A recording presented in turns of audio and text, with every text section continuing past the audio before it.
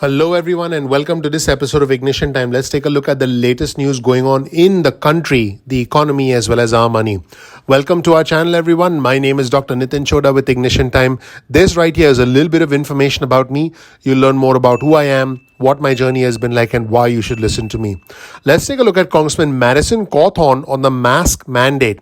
He says this, and I quote, "If I'm to cowardly bend the knee here like those on the left wish, then what is it to stop you all from taking your tyranny to the rest of the country that I love?" Wow, this guy thinks he's some sort of historical figure giving a major speech. Let's watch Congressman Madison Cawthorn compare the mask mandate with tyranny. Unbelievable. Let's watch. For if I am to cowardly bend the knee here like those on the left wish, then what is to stop you all from taking your tyranny to the rest of this country that I love? How dare anyone in this institution attempt to dictate to the patriots of my staff how they may live their lives? For one to think that because they have the title honorable attached to their name means that they may dictate what others may say and think repulses me. What makes this nation special is that in this free land, the people are the royalty. So arrest us if you will, but I will not cower and I will not bend. Madam Speaker, you have come to take away our liberties. But Madam Speaker, in this country, you are outnumbered. And if you thought that was enough, well, nope, not at all. The congressman from North Carolina essentially says this, I quote, "Madam Speaker, you are not God. Your will does not bow the knee of millions of my countrymen who refuse to heed your callous command." He's accusing Speaker Pelosi of, I quote, "medical apartheid over the mask mandate." Boy, folks, this is really taking the craziness to a whole new level. Let's roll the tape and hear from Congressman Madison Cawthorn, the troublemaker from North Carolina. Let's watch. Madam Speaker, you are not God. Your will does not bend the forest or shake the mountains. And let me assure you, your will does not bow the knee of millions of my countrymen who refuse to heed your callous command. To threaten arrest on others for their own personal medical decisions is nothing short of a medical apartheid, and I will not let it stand. Now, if you thought that was interesting, I want you to know that Congressman Madison Cawthorn tried to board a plane in Asheville in February with a gun and a loaded magazine. Yes, you heard that right. The Republican congressman representing Western North Carolina's 11th district was attempting to board a plane on the 13th of February when TSA officials found a gun. Now, the gun was not loaded, but there was a loaded magazine and a gun in his carry-on bag. Now, think about this for a second. If you're getting on a plane, do you want a guy with a gun and a loaded magazine in his carry-on bag in the plane? Oh boy, oh boy. So what airport authorities did was let him, I quote, "secure the gun and go on his way." No charges were filed. This is something that he probably doesn't want you to know about. And by the way, this article was reported by the Citizen Times. I'll provide you with a link to this article in the description section below. Make sure you check it out. Pretty crazy. Speaking of pretty crazy, here's an interesting clip featuring Rob Portman, the Republican senator from Ohio, and Senator Kristen Sinema, the Democrat from Arizona. Something funny. Let's check this out. She looks great. Thank you. She looks great. Thank you. She looks great. And while all this is happening, folks, it's very clear that some Democrats are getting frustrated. Here's Congressman Hakeem Jeffries, a Democrat, saying, I quote, "Democrats are doing our damn thing and we're just getting started for the people." Let's roll the tape and hear from Congressman Hakeem Jeffries, the Democrats. Well, we're going to continue to move forward, thanks to the leadership of Speaker Pelosi and Jim Clyburn and others, in addressing the attack on democracy and the voter suppression epidemic with the fierce urgency of now, including dealing with the most recent Supreme Court decision, as the Speaker and the Whip have illustrated. At the same time, we're going to continue to make tremendous progress for the American people. The Biden economy is growing at the fastest rate in 40 years. Millions of good-paying jobs have been created. A massive middle-class tax cut has been enacted. Democrats are doing our damn thing. and we're just getting started for the people. And while all this is happening, let's hear from Republicans. Let's hear from Senator Lindsey Graham, the staunch supporter of former President Trump. Lindsey Graham, the senator from South Carolina, said this, I quote, "I had a mask that said mask up the border." I mean, if you're really worried about who should be wearing a mask, you need to fix the border. These guys are really good at getting publicity, at staying in the news, because at the end of the day, the more outrageous you are, the more airtime you get, the more you get featured on news channels. I mean, think about it. Lindsey Graham is actually getting featured on our channel and getting free publicity on Ignition Time. Think about that for a second. But the more outrageous these crazy politicians are, the more airtime they get, so that they can push manufactured issues while there are other real crises facing the country. Our fellow Americans who are dependent on stimulus checks and the $300 a week unemployment benefits, who are struggling to put food on the table, to make rent, to keep the lights on, who now are going to be evicted because the eviction moratorium has expired. No. Let's not talk about them. Instead, let's talk about the border and come up with a mask that says, mask up the border. Let's roll the tape and hear from the troublemaker, Lindsey Graham. Let's watch.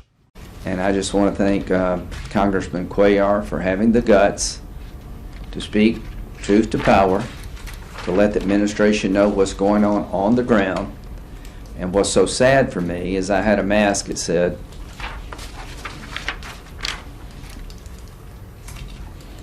mask up the border. I mean, if you're really worried about who should be wearing a mask, you need to fix the border. This is a border completely porous and open when it comes to COVID. There are no protocols in place, and the capability of the Border Patrol to manage the flow has just been lost. We've lost control of the border in your district. Do you agree with that? You got some big problems. Okay, I'll say that. He says big problems, I say we lost control. And finally, let's hear from Governor Ron DeSantis, the Republican from Florida, who some are saying has presidential ambitions. He announced an executive order to let parents decide on masks in schools. He said, I quote, "My wife and I are not going to do the masks with the kids. We never have.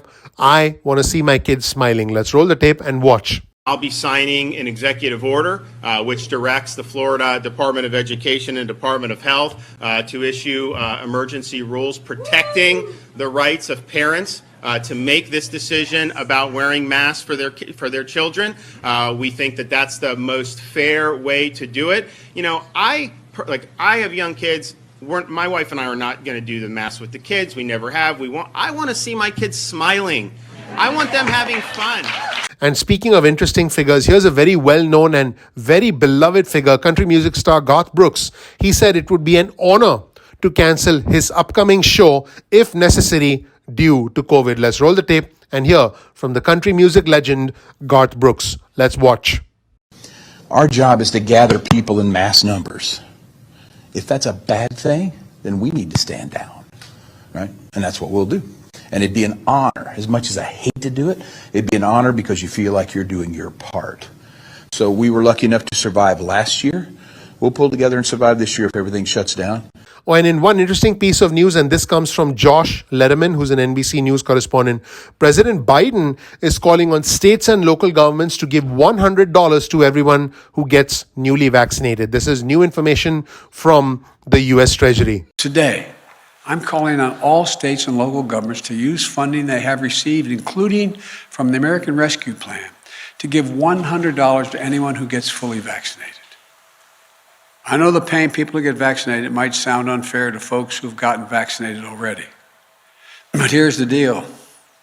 If incentives help us beat this virus, I believe we should use them. And folks, no discussion about the Republicans would be complete without the troublemaker Marjorie Taylor Greene. She said this, I quote, "We suspect there is a two-tiered justice system in the United States for Trump supporters that are charged for January 6th, and it's basically catch and release for Antifa and Black Lives Matter rioters." She's referring to Black Lives Matter supporters as rioters. Pretty incredible. Let's roll the tape and hear from the troublemaker Marjorie Taylor Greene. Let's watch.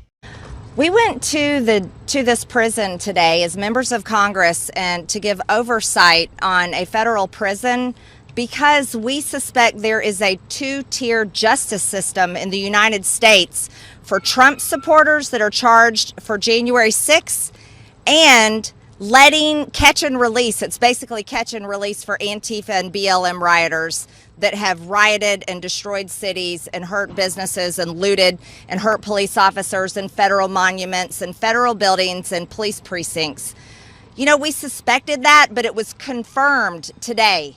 And it's an outrage. And finally, speaking of troublemakers, Fox News' Peter Doocy specifically asked during a White House press briefing, President Biden says that we are not returning to lockdowns. He also said we didn't have to wear masks anymore. So why should Americans trust him now?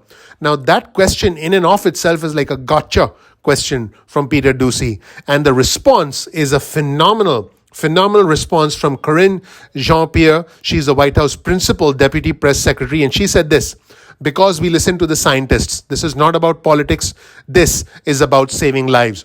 It's probably something that Fox News' Peter Doocy doesn't understand, but it's a pretty significant response, because if scientists change their direction, we need to change our direction. This isn't about trust or not trusting President Biden. This is about listening to the science.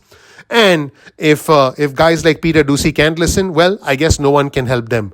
This is a pretty interesting segment. Let's roll the tape and watch this exchange. And by the way, Peter Doocy is wearing a mask.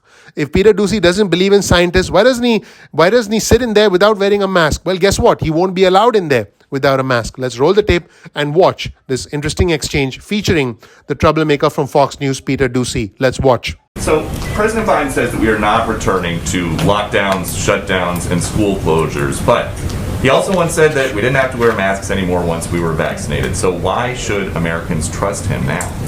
Well, because we listen to the scientists, we listen to the expert. This is a public health situation. This is not about politics at all. This is about saving lives. And this is what the president is all about. He wants to make sure that we are saving lives. If you look at, Peter, the last 6 months, that's what he's done. Thank you so much for watching, everyone. Please click the like button. Please subscribe. Please enable notifications.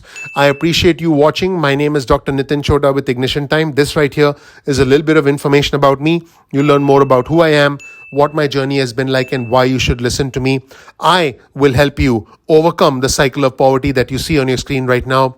I started this channel to give back to the country that I love. This channel is about the country, the economy, as well as our money. Please click the like button. Please subscribe. Please enable notifications. Also follow me on Twitter. My Twitter handle is ignition_time. That's ignition_time. This right here is my Twitter feed. You'll be able to keep up with all the latest news stories, including all the latest news that I follow, and you'll be able to follow along with me in real time. Thank you so much for watching. I'm looking forward to seeing you in the next episode of Ignition Time. Take care. Bye.